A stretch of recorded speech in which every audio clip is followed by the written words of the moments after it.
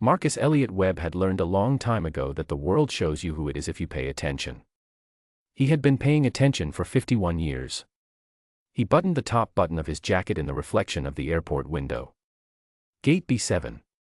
Atlanta. 6:31 in the morning. The kind of early that smells like floor cleaner and burnt coffee and the quiet desperation of people who would rather be in bed. He had been awake since 4. Not because he had to be. Because he had never quite learned how to sleep past it, even now, even after the corner office and the car and the 17 floors of a building with his company's name on the lease. Some habits live deeper than success. His mother used to say that.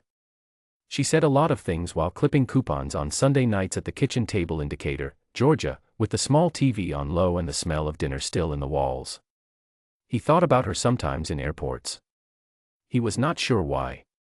He checked his boarding pass without needing to. Seat 2A. He knew the number the way you know your own address. 22 years of flights had made certain numbers permanent. The kind of knowledge that sits in the body, not the mind. He was one of the first to board. He always was. He settled into 2A, put his carry-on in the overhead bin with the quiet efficiency of a man who has done this 10,000 times, and opened the leather folder on his lap. The deal he had closed 2 days ago in this city was good. Better than good. The kind of close that makes a room go quiet for a second before people start shaking hands. He had a few notes to review before his 10 a.m. back in New York. He was reading when she came. He noticed her before she spoke. Not because she was loud. Because of the way she moved. The small tightening of purpose in someone who has made a decision before they have all the facts. She stopped at his row. "Sir." Her voice was even. Polite the way a surface can be smooth while hiding everything underneath it. "I'm going to need to see your boarding pass."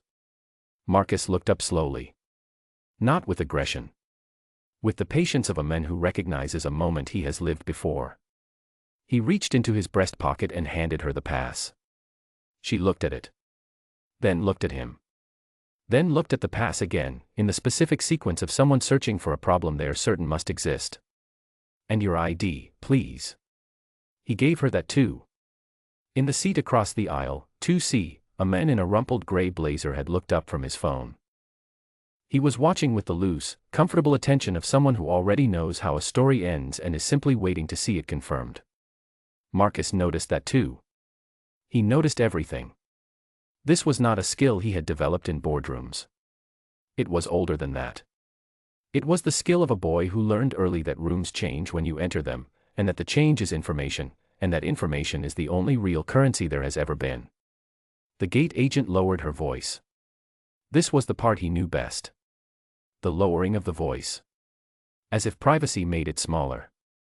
As if kindness of volume changed the shape of the thing being said. "Sir, we have a situation with this particular seat. If you could just come with me for a moment, we can get this sorted out at the desk and." No. Not loud.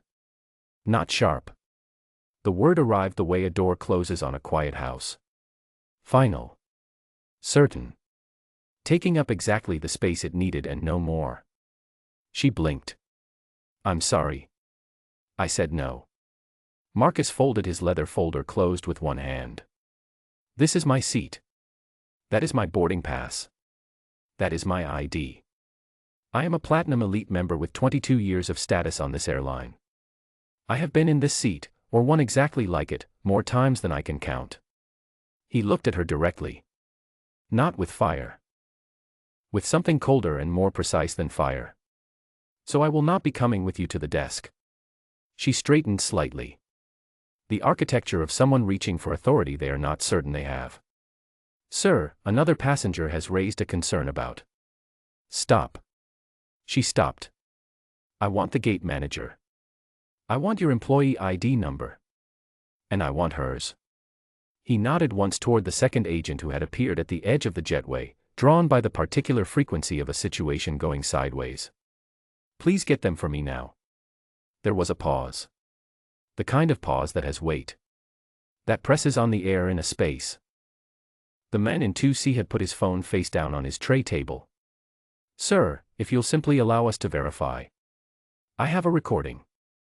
3 words. He said them the same way he said everything in rooms like this, at tables like the ones he had sat across for 2 days, when the other side thought they had leverage they did not actually have. Quietly. Clearly. Like reading a number from a page. The gate agent's eyes moved to his lapel. To the small silver pin that 3 people had complimented at the conference. The one that looked like a decoration. The one with the small red light that had been running since the moment he noticed her moving toward him with that particular tightening of purpose. She had not noticed the light. They never did. He had started carrying the pin in 2019. After Cincinnati. He did not talk about Cincinnati. What he would say, if pressed, was only that there are moments in a person's life that function as a before and after. A line you cross and cannot uncross. Cincinnati was his line. Whatever happened before it belonged to a version of him that was still willing to let things go, to absorb the cost quietly, to tell himself it was not worth the energy. That version of him had retired. He made his first call while they went to find the gate manager. His attorney picked up on the second ring because his attorney had learned, in 8 years of working for Marcus Webb, that calls at unusual hours from this particular number were never accidental and were never minor. Marcus spoke for 45 seconds. He described the situation in the specific, sequential language of a man who understands that the story you tell in the first hour is the story that matters. He mentioned the recording. He mentioned the badge numbers he had requested. He mentioned Cincinnati, which his attorney also did not need explained. "I'll make some calls," his attorney said. "I know you will," Marcus said, and ended the call. His second call was to a woman named Diane. Diane worked in communications for a senator who sat on the committee that oversaw aviation policy in the United States. Diane and Marcus had lived 3 floors apart in the same dormitory in 1993 and had eaten terrible cafeteria food together 4 mornings a week for an entire academic year. Diane had also, in the past calendar year, publicly commented on airline discrimination 3 separate times on platforms where her comments were read by people who write things for a living. He did not ask Diane to do anything. He simply told her what was happening, where he was, and what seat he was sitting in. Diane said, "Marcus." He said, "I know." She said, "Are you all right?" There was a pause. Not the weighted kind. A different kind. The kind that lives between 2 people who have known each other long enough that silence is also a language. "I will be," he said. He ended the call. Both calls had been made at a volume slightly above what was necessary for the phone alone. Not loud. Just enough. The man in 2C had heard every word. Marcus knew this because the man in 2C had not moved, had not picked up his phone, had not resumed the ordinary business of a person waiting for a flight. He was sitting with the stillness of someone reconsidering something. Good, Marcus thought. Let him reconsider. The gate manager arrived 7 minutes later. He was a man in his late 40s with the energy of someone who had resolved situations before understanding them, a particular professional habit that saves time in small conflicts and causes devastation in large ones. He had already assembled his expression. Calm, firm, reasonable. The expression of someone delivering an outcome rather than beginning a conversation. "Mr. Webb," he started. He had looked at the name on the boarding pass. That was something, at least. "I want to sincerely apologize for any confusion this morning. What we'd like to do is upgrade your experience by moving you to." "I'm not moving," Marcus said. "Sir, we have another passenger who." "I am not moving." Marcus looked at him with the expression his general counsel had once described to a room full of lawyers as the most expensive look in corporate America. "I am sitting in the seat I paid for, on the ticket I purchased 6 weeks ago, with the status I have built over 22 years of loyalty to this airline. I am not moving because I have done nothing wrong. And I want that understood clearly before this conversation goes any further." The gate manager opened his mouth. "I also want to understand," Marcus continued, in the same even tone, "what specific concern was raised. By whom? And why the resolution proposed involves asking me to move, rather than asking that person to move." Silence. Not the comfortable kind. The man in 2C made a small sound. Not a word. Something that lives below words. The sound of a person's certainty leaving a room quietly through a side door. The gate manager said he would need a moment. Marcus said he had all the time in the world. This was a small lie. He did not have all the time in the world. He had a 10 a.m. But the 10 a.m. would wait, and the gate manager did not need to know what would and would not wait. 3 things happened in the next 9 minutes. The first was that Marcus Webb's attorney called the airline's legal department. The call was brief, specific, and referenced both the recording and the name of a federal statute covering discrimination in public accommodations that the attorney could cite from memory because he had cited it before, in contexts that had not gone well for the other side. The second was that Diane sent a text message to 2 journalists she knew personally. The message contained no accusations. It contained only a question, the kind of question that makes a journalist pick up their phone and start making their own calls.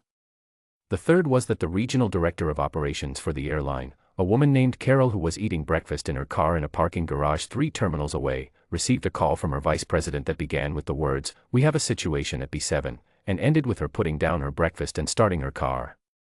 Marcus sat in 2A and reviewed his notes. He was not performing calm. He was not using calm as a weapon, though he was aware it functioned as one. He was calm because he had decided, somewhere in the years between Decatur and the corner office, that the most radical thing a man in his position could do in a moment like this was to simply be exactly who he was. No performance. No apology. No shrinking to fit the space someone else had decided he deserved. He was Marcus Elliott Webb. He had built a company from a 2-person operation in a shared office with bad Wi-Fi and a coffee maker that only worked on certain mornings, into a firm with operations in 4 countries and a reputation that preceded him into rooms before he arrived. He had earned seat 2A1 red-eye at a time. Carol arrived at the gate still holding her coffee. She assessed the situation in approximately 30 seconds. Marcus recognized her assessment because it was the same kind he used in rooms where things had gone wrong. Fast.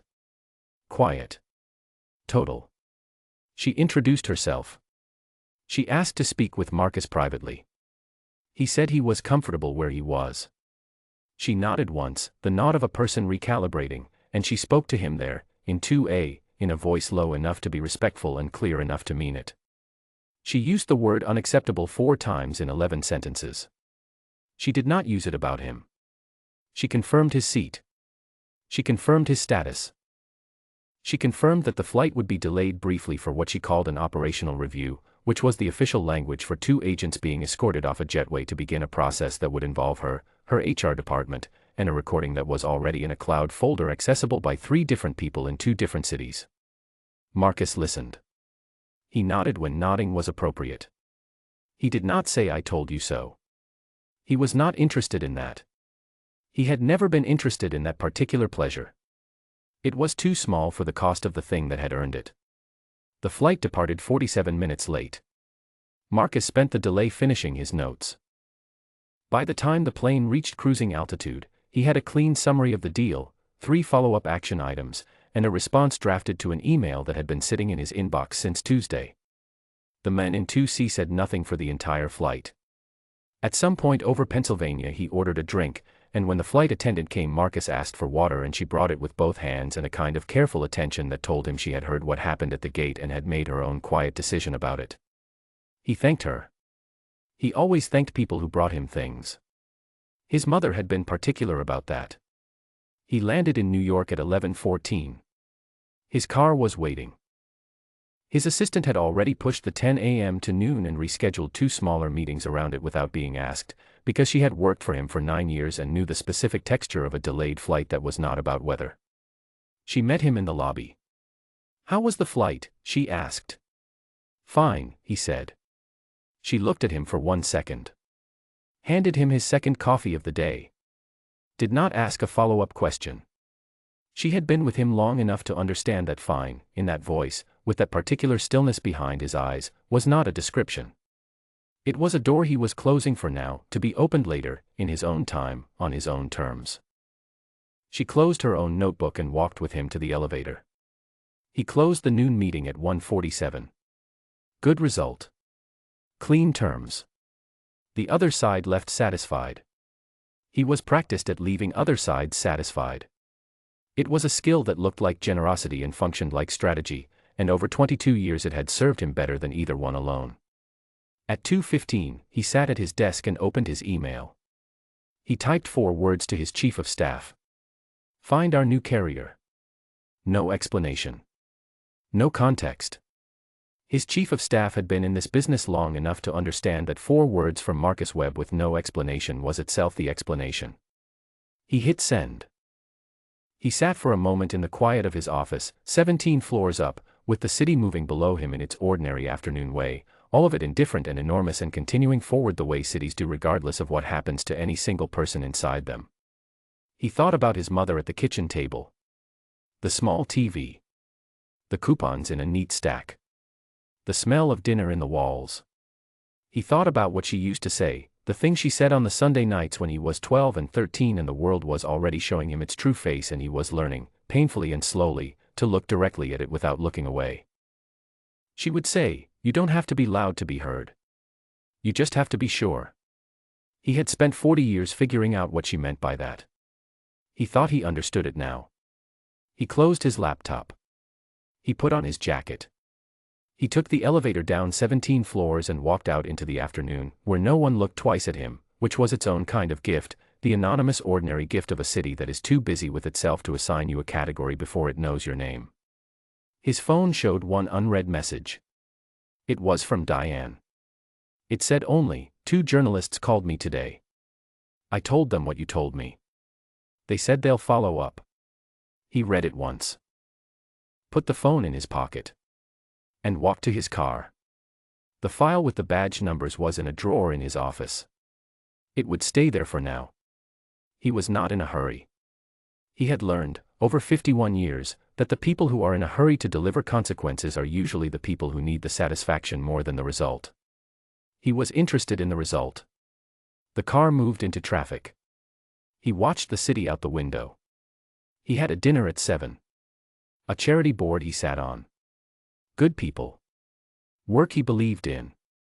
His mother had made him promise, a long time ago in a kitchen indicator, that when the money came he would remember what the money was for. He had never forgotten. He never would.